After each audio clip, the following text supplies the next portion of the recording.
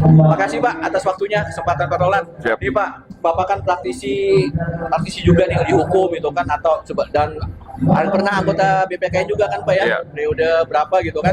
Nah saya mau tanya nih Pak, perkembangan konsumen Indonesia sebagai praktisi gini Pak, gimana? Itu kok makin lama semakin hari semakin ke bawah gitu loh Pak, semakin mundur gitu loh Pak. Tanggapan Bapak gimana nih Pak? Apa harus ada regulasi dari pemerintah yang harus kuat gitu loh, jangan sampai ini menghambat terus gini mana. Jadi saya undang-undang beli konsumen itu harus makin maju seharusnya gitu, apalagi kan tergilas sama apa teknologi-teknologi yang akan tergilas juga konsumen akhirnya gitu loh Pak. Oke. Gimana Pak? Jadi saya periode keempat dan kelima di BPKN, dua periode. Kalau boleh jujur, memang keadaan konsumen kita sekarang ini seperti yang sudah dijelaskan tadi.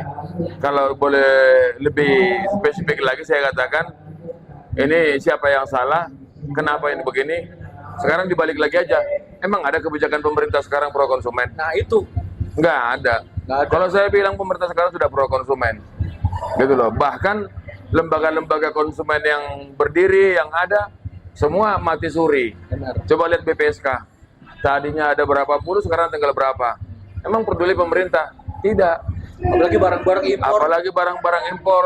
Jadi edukasi kepada konsumen itu kan sebenarnya bisa dilakukan oleh teman-teman dari lembaga-lembaga konsumen, baik LPKSM dan semuanya dan lain-lain. Ini nggak ada, pemerintah nggak pro konsumen. Hari ini saya tegas pemerintah nggak pro konsumen. Jadi jangan berharap deh. Perkembangannya gimana itu Pak? Kalau soal undang-undang beli konsumen itu harus ada revisi lebih lanjut lagi dong Pak, harus proyeknya segala macam. Tapi belum dari pihak DPR belum ada tanggapan sama sekali nih Pak. Jadi kalau kawan-kawan DPR, beberapa sahabat saya di Komisi 6, itu mereka berjuang terus. Ada proses yang harus dihadapin. Ya, malah yang lebih lucu sekarang itu adalah kita lihat Kementerian Perdagangan. Ya, kayak sekarang staf-stafnya BPKN sudah menjadi P3K di Menteri Perdagangan. Akhirnya dari Menteri Perdagangan tarik lagi di BPKN. Yang lebih gilanya lagi, iya kan 9 tahun terakhir ini pengaduan itu banyak sekali masuk BPKN.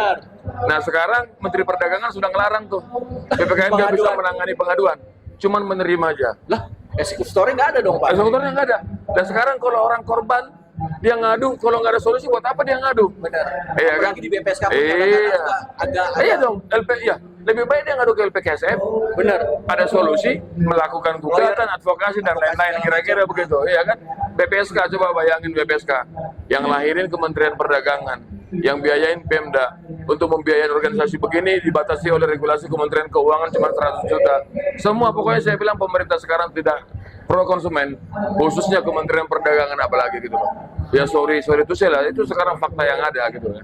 Ya saya dengar kemarin waktu staf-staf itu diinterview mengenai rencana kerja, gila.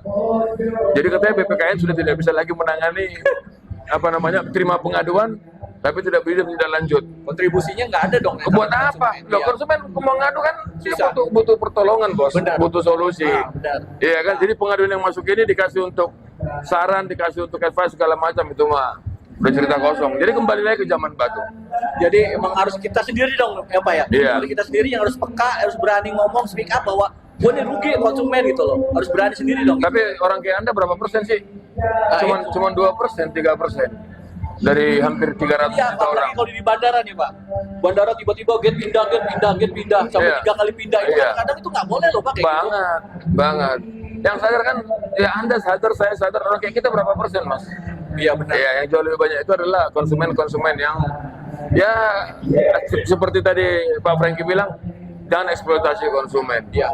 Pokoknya per hari ini saya tegaskan, pemerintah tidak pro konsumen. Titik. Kasih ya Pak. Ya, kalau Anda memang petarung, gugat ke pemerintah. Insyaallah. Ya, supaya Oke, mudah-mudahan kita diskusi sebentar di sini. Siap. Kita viralkan bahwa konsumen itu sangat penting ya Pak. Betul. Untuk kemajuan Betul. Indonesia juga sebetulnya gitu. Betul. Coba kita cek deh satu kebijakan pemerintah sekarang untuk konsumen ada nggak? Nggak ada. Contoh, ada lagi yang lebih lucu. Pertandingan bulu tangkis junior internasional dilakukan di Jakarta. Tiba-tiba pemain bulu tangkis lagi main jatuh. Atau cedera.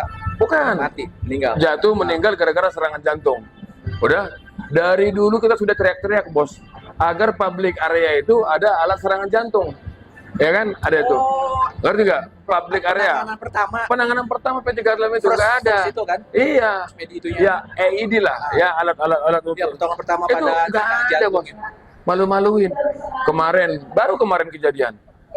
Pemda DKI Jakarta, Pak Gubernur, Wakil Gubernur, Ketua Panitia Brando, anggota DPRD DKI, dia pidato.